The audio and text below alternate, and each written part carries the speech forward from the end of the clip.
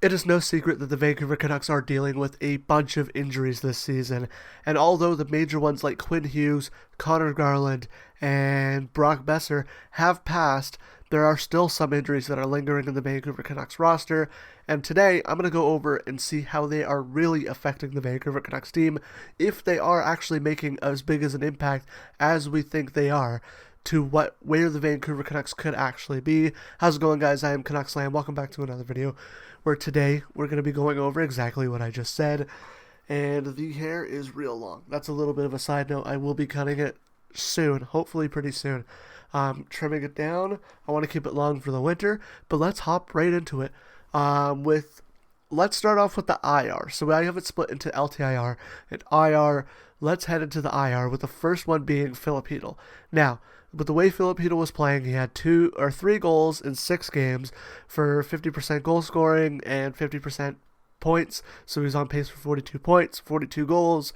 Although, yes, he could have probably kept up some pretty good pace, and honestly, 50-point pace for Filipino, 55 if he got there, would have been really good.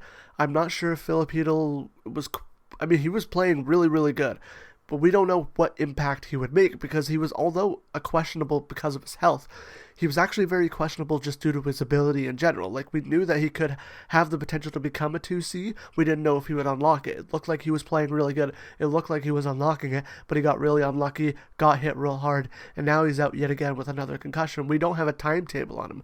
We are very worried in terms of Filipino. If anything, if he has to put his health before the team, do it. If you have to retire, you have to take time away, do it. Do what's best for you. I'd rather him be healthy. But in terms of what the Vancouver Canucks are missing, they're actually missing a guy who could end up being a 2C. Although, yes, I do see him right now as more of a 3C. Sorry that I keep knocking the camera over. It's my desk. It's bad. I gotta get a new desk. But although I do see him as a 3C right now, he definitely can be a 2C. So missing Hedl is a big miss. It's something that we do really need. And now we have to really look out in the market if it ever opens up for a center. If it opens up in time for us still being in a spot where we can push. And the Vancouver Canucks are missing a huge hole at center right now. And to add to that, Teddy Blueger is out. As much as I would like to say Teddy Blueger isn't a huge miss, our PK has not been great. Now, I don't think that him and Derek Forbert, who we'll talk about later, are going to add a big enough impact to the PK to totally help it. I will go over in its entirety why the PK has been struggling on Friday with the podcast episode, but Teddy Blueger would definitely at least put probably up some percentage points higher for the PK if he was playing there, because he's a big reason that we do think that the PK is not as good as it was last season. I do think that's the PK structure that is not helping it as much. We're also missing Pius Suter, and we're also missing 2 PK guys who are talking about Teddy Blueger being one of them. I definitely do think if the penalty kill was just a little bit better with those 2 of Blueger and Forbert, it could make a little bit of a difference. This penalty kill has been killing this team. The power play is picking it up, but the penalty kill needs to pick it up as well. Hopefully when Teddy Blueger comes back, he can help it. And we got David Kampf, so maybe Kampf starts to get into it a little bit, starts playing a little bit better. I didn't think his first game wasn't entirely great, but we'll give him some grace. He's only played 4 AHL games this year, comparative to like when Reichel had played a lot of games over with Chicago until he eventually moved over to Vancouver. We'll see how he does. The last one on the IR is definitely the biggest impact that out of all of these injured lists is Thatcher Demko. Thatcher Demko is on IR, and he is a huge player for this team. Even this season, a lot of people didn't know if he would be back to... I don't think a lot of people questioned the skill. I do think that some people did question the skill. A lot of people did question the injuries, and I was totally understandable questioning the fact that he could stay healthy, but Thatcher Demko is Thatcher Demko. He is absolutely our number one. He is absolutely, when healthy, a top 5 goaltender in the league, and he proved that this season with the way he started. He's just gotten hurt again. The health, that is a major concern. Can Thatcher Demko ever play a full season again? We don't know. Luckily, we have Kevin Lankin, although I do think that he had a slower start. He's starting to pick it up a little bit, and I do think that our team, think that our forward defense isn't as great. I do think that our defense does need a little bit more of a boost, and I hope Derek Forbert would help that. We'll talk about that in a second, but Thatcher Demko helped us win games, and I don't think we should solely rely on goaltending, but you can't be mad when a goaltender helps you win a game. Thatcher Demko helps you win games. Hopefully, I think it was week to week. I heard 2 to 3 weeks. Hopefully he gets back sooner rather than later, and hopefully he doesn't get rushed. That's the one thing that I'm majorly concerned about, that this this medical team is just rushing players back. Now we're moving over to the LTIR. This is going to be a quicker kind of video. We are a couple minutes in, but we have 2 players left on LTIR, and I will talk about 2 players who aren't currently on injury reserve, but they're actually down in Abbotsford. The first one on LTIR I have listed here is Derek Forbort. I did want to talk about him first because it's a PK role. I definitely think that he would boost the PK. Maybe him and Hronek as the second pair would definitely help this team, and I think that we definitely need him back in the lineup. Now, we don't know what's going on with him. I've heard a lot of things where it was like a small thing. It was a maintenance day, and then it was out for a while, and now he's out on LTIR. So it's very worrying with Derek Forbort. What could happen, when he will come back. Will he be able to come back this season? Hopefully he will. I do think that he will, but you never know, right? It was supposed to be a maintenance day, and now it's been weeks, and it could be even more. It's probably going to be even more weeks. So hopefully Forbort comes back. Hopefully he's able to help us with that PK. And I do think that those 2, Teddy Bluger and Derek Forbort, are 2 holes that are very much missing. I do think that the structural build of the PK does need a little bit of work, but those 2 are definitely big parts of why this PK is where it's at right now, and we definitely need those 2 guys back. Last but not least on the injured part of this video is Nils Hoglander.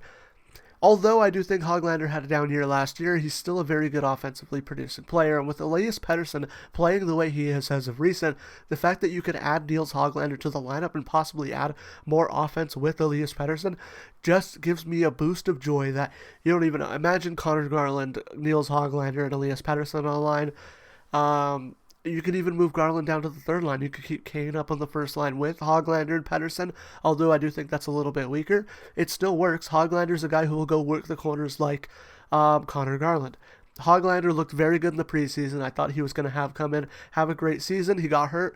It sucks, but hopefully when he comes back, he starts producing. And I do think that he could be used on power play 2. I do think that that's a very good spot to put Hoglander on power play 2 to help boost it a little bit. He's a very good 5-on-5 point producer, and the Vancouver Canucks desperately need 5-on-5 point producing at the moment. I think they're doing pretty good point producing, but extra 5-on-5 point production, I'm not going to say no to that, right? Adding a guy like Nils Hoglander in, getting some boost in the 5-on-5 production, it should help this team, and I do really like Hoglander as a player. And with Elias Pettersson playing the way he is, he could actually elevate Nils Hoglander into playing better. I mean, Elias Pettersson, although he only had 89 points that season, and he was on pace for like 109, 107 earlier in the season, Nils Hoglander had a career year playing with Elias Pettersson. He was first in 5-on-5 goals that year. He was awesome. The last 2 in this video are 2 players who are currently assigned to the AHL in Abbotsford, but are just coming off the injury reserve. And the first one we'll go over is Victor Mancini. I mean, although I do think that he can be a help, I feel like he just got passed. I feel like he got passed by Tom Wielander. Wielander's playing amazing. Now, do I think that just because he got passed by Wielander doesn't mean we should throw him aside? I mean, although if you do want to open up a possibility of moving him in a trade package, I do think that I'm a little bit more comfortable with how Wielander's been playing, although I do think, maybe Wielander's takes a little bit of a step back, right? You could bring up Mancini again, but I really like Mancini's game, and I do think that him in the AHL serves him better than being scratched on the roster. Also, we had to bring him down because of camp, but putting him in the AHL, letting him get reps, letting him get a little bit into the games of, just getting into the rhythm of playing games, I do think that will help, and hopefully he'll be able to come back and produce a little bit for the Vancouver Canucks this upcoming season. If there are any other injuries to our defense, I hope there aren't, but I hope Wielander also keeps up his play. But also I would like to see Mancini play in the NHL a little bit more. I'm 50-50 on it, but if I had to pick one, if Wielander stayed in the NHL this season and played very, very good like he has been doing, I'm going to take that over him being in the... I mean it's 50-50, right? But if Wielander's playing like he should be in the NHL, he should be there. Let Mancini play in the AHL. The other one is Jonathan Lekkerimäki. Now, he also put up like a goal and an assist a couple of games ago with the Abbotsford Canucks. He's currently, I believe, on a conditioning stint. I don't know if it's a full-time role in the AHL. I do think they can help provide some offense, but I do think with how the lineup is constructed at the moment, I'm not sure if it's a smart idea to bring him up until we get really more healthy. I do think that if we get Teddy Blueger back and Derek Forbort back, we get a little bit more defensive, better structure on our back end. Then we can bring up a guy like Jonathan Lekkerimäki, take a little bit of a gamble on providing a little bit more offense. I do think that him in the AHL, though, it's totally fine. Even though I would like to see him in the NHL producing, and I thought he had a pretty decent start to the season, him in the AHL, it's totally fine if he's getting the games and getting more ice time than he would be in the NHL. But that is it for all the players, so let's go over if I think the injuries are really affecting the Vancouver Canucks more than we think or less than we think. In terms of defense, I do think, and PK, I do think that the injuries are affecting the Vancouver Canucks, although I do think that they probably won't help as much as we probably will think. I do think that the structure is a thing. I'll go over it on the podcast on Friday. I do think that it will boost it a little bit, and it will help the PK in the defense just a little bit. Offensively, I do think that we could add a little bit more offensive weapons, but the missing Philip Hedl, Niels Hoglander, the fact that we could bring up Jonathan Lekkerimäki, it could help provide some offense, but at the moment our offense is pretty good. The only one I'd really be content, because we don't know what Hedl's timeline is, the only one I'd really be happy bringing into the lineup to provide a little bit more 5-on-5 offense is Niels Hoglander. The big one, though, is Thatcher Demko. Missing Thatcher Demko does hurt the Vancouver Canucks a lot. So although I do think that up front and our defense, our injuries aren't totally like huge. We're not missing like Quinn Hughes for months. We're not missing this version of Elias Pettersson for months. I do think that they are, they can help if they do come back. But I feel like the big injury that is affecting the Vancouver Canucks is in the net. So I do think that it's a yes and a no. Kind of like a yes, I do think that I do think that Demko and what the other players can provide are hurting the Vancouver Canucks. But I do think that if you take away Demko, it doesn't really hurt the Vancouver Canucks too much. But we could always have the help. It's always nice to have the PK help. Right before I get into the outro, though, I do want to talk about one thing. These Wednesday videos, I feel like I have too many topics to discuss, and I'm kind of running out of topics. I wanted to run something by you guys.